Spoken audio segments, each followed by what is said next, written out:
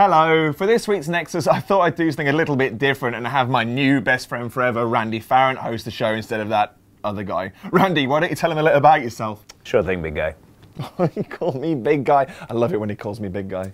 So I'm Randy Farrant. I like pounding cold ones, chugging brewskis, keg stands, the music of Nickelback. Hi, sorry I'm late. Some guy saying he was me from the future phoned up and he said I had to gather historical figures to form a dance group. Hang on, what? What's going on? Are you hosting the show with another presenter? Andy, it's not what it looks like. He doesn't mean anything to me. Randy, would you mind hosting the show rundown while I clear things up? And I didn't mean what I said. You mean everything to me. As a friend, I mean... Whatever, guy. Here's what's coming up on this week's show. Catherine puts us in a moral quandary. Gaming's biggest cheats exposed. Valuable tips for a better love life. And nightmarish tales of infidelity. That was so close. I told him you were a figment of his imagination, so he's gone home to lie down. Right, what should we do now? I've got some sweet Creed bootlegs we can listen to. Yeah, Creed. Awesome.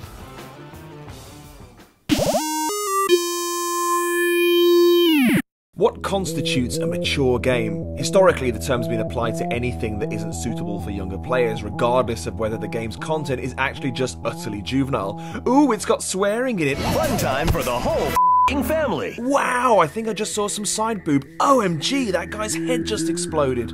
Curse words, titillation, and gore. The three pillars of so-called mature gaming content. But that's the problem. Maturity isn't just a question of content, it's also a matter of narrative, themes, locations, characterization, and tone. Atlas clearly understands this, and with Catherine, it's delivered a completely unique tale that explores the challenges of relationships, fidelity, and impending fatherhood, dividing lead character Vincent's time between mundane conversations in a bar and terrifying nightmares plagued by manifestations of his deep-rooted guilt and fears. It's also a bloody good puzzle game.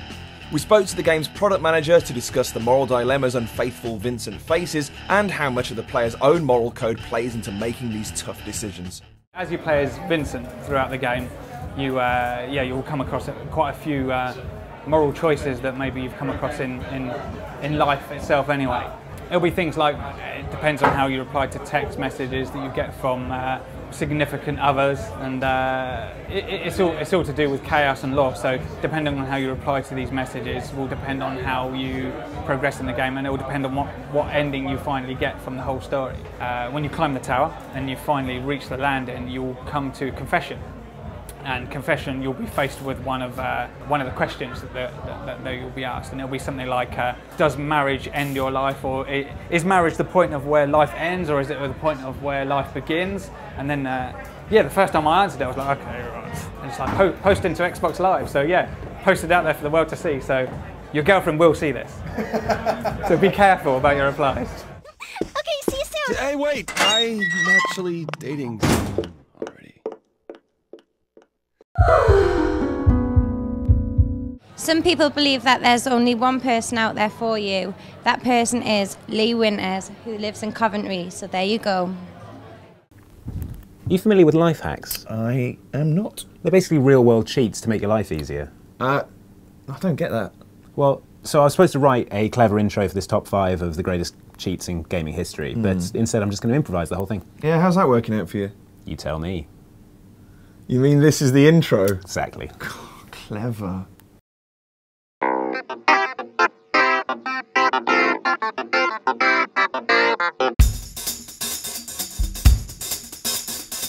I think the most tedious aspect of Sonic the Hedgehog was all that running and jumping. That was Sonic the Hedgehog. Rubbish. I thought it was about hiding under hedges, eating bread and milk, and ultimately dying in a bonfire. Still, up, down, left, right, start and A, and there I was, final zone, defeating Dr. Robo-Egg, and then it was straight back to the game shop to claim that my nan bought me the wrong game so I could get Cool Spot instead. Cool story, bro.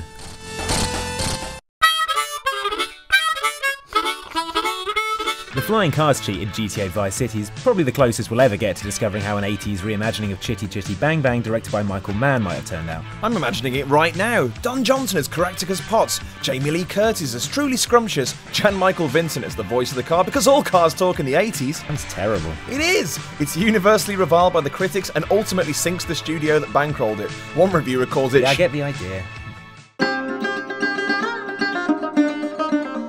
How much better would every game be if you could become an omnipotent being who could fly through walls and have access to every weapon immediately? Well, if they're anything like Doom or Doom 2, they'd cease to be games and would basically become a chance to act out your darkest power fantasies. Exactly. Take that, Dad! Bring it back! Before we start, here's a quick tip. Don't do a Google image search for road rash unless you enjoy looking at pictures of people with horrific skin and bone abrasions. What you actually want to be searching for is Road Rash Game, the classic 1991 Mega Drive illegal bike racer from EA, and the subject of this week's Bring It Back. Bike racing games that had gone before, like Super Hang-On and Enduro Racer, were all very well and good, but their sickening adherence to the rules made them the video game equivalent of a lengthy lecture on forbearance from a maiden aunt. That's where Road Rash came in. Set around an illegal cross-country bike race, the aim of Road Rash was not unusual for a racing game in that you had to finish first, or at least in the top 3 if you wanted to proceed. However, you were racing on working roads full of traffic, stray cows and police who were out to bust you because you wouldn't play by their rules. Also, I guess you were massively endangering your life and the lives of everyone around you or something, whatever the man. Your opponents in these races remained the same throughout the game, and opposition racers would appear in screens before the races to taunt you, building up rivalries with the other riders that still burn white hot to this very day.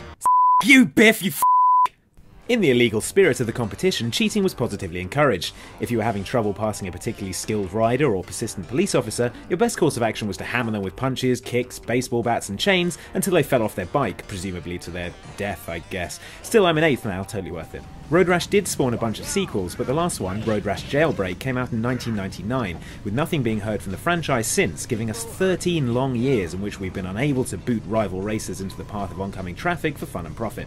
So, how could Road Rash be updated for a modern audience? It would be great to see the series properly embrace multiplayer, with you and your friends forming bike gangs to take part in a coast-to-coast street race. You could race sections together cooperatively, or race as a relay with different members of your gang tackling different levels towards a common goal. And of course, as is compulsory in all racing games now, an auto-log feature to keep you constantly in competition with other people. Add to this a more nuanced bike combat system, a wealth of customization options, and no Biff, and EA, please take all of our monies, thank you. Oh, and get Rob Hubbard back to do the soundtrack. Got a suggestion for a neglected classic from the vaults you'd love to see get a new lease of life? Send it to the NExUS at live.co.uk along with your ideas for how you jazz it up for the 360 crowd. If you're already in a relationship, why not attempt to spice up your love life by treating your other half to a home-cooked meal before summoning the dark lords of the underworld with a traditional virgin sacrifice? Now, I don't claim to know a great deal about American politics, but if this is how democracy works in the US, I'm all for turning the Houses of Parliament into an indoor football pitch. Do you realise this is just NBA Jam, right? Oh, I thought it was Fox News. This is how the last election was decided though, isn't it? Look who decided to show up!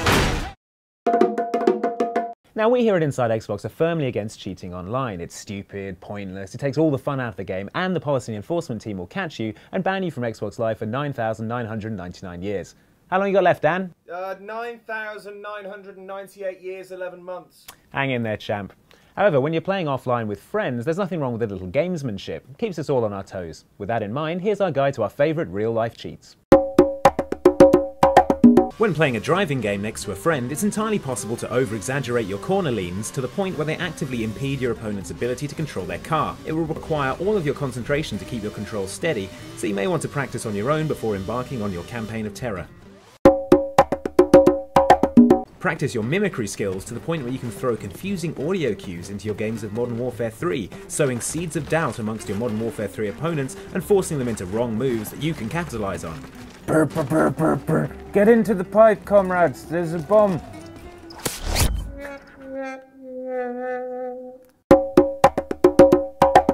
During your gaming session, ply your hated friend with a beverage of your choice.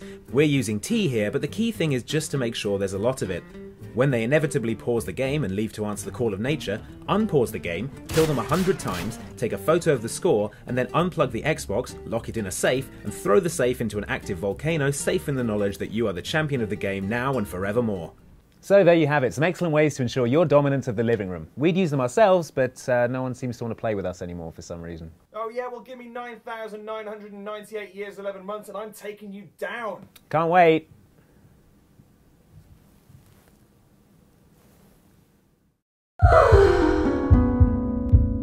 If your partner often works late, seems distant, and has the head of a jackal, then it's possible that they are Anubis, the ancient Egyptian god of mummification and the afterlife. Ah, the famous Konami code, perhaps the most well-known and ubiquitous cheat of all time. Remind me what it is again? It's up, up, down, down, left, right, left, right, left, right, left, right, left, right, quarter circle forward, half circle back, rotate the entire pad slowly, once anti-clockwise and then quickly 5 times clockwise, survive 10 rounds without taking a hit, tape a penny to the cartridge, BA. Of course it is. Truly unforgettable. Hi, I'm Catherine, and the only one-night stand that gave me terrible nightmares is the one I had with the NExUS. Hey Dan, we're still going to meet up to go over the script for next week's show? I'd love to, but I've got to pull another late one at the office. Yeah, again. I've got a really important presentation to prepare for.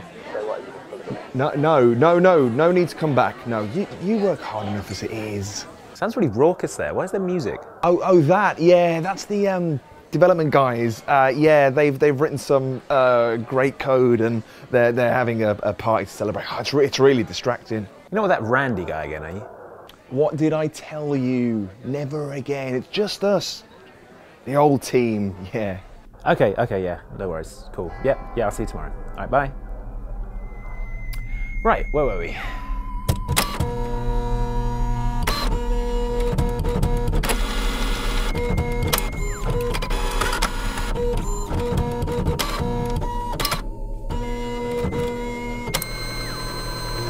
Cool, so what do we just hang out in this graveyard? Is that what we usually...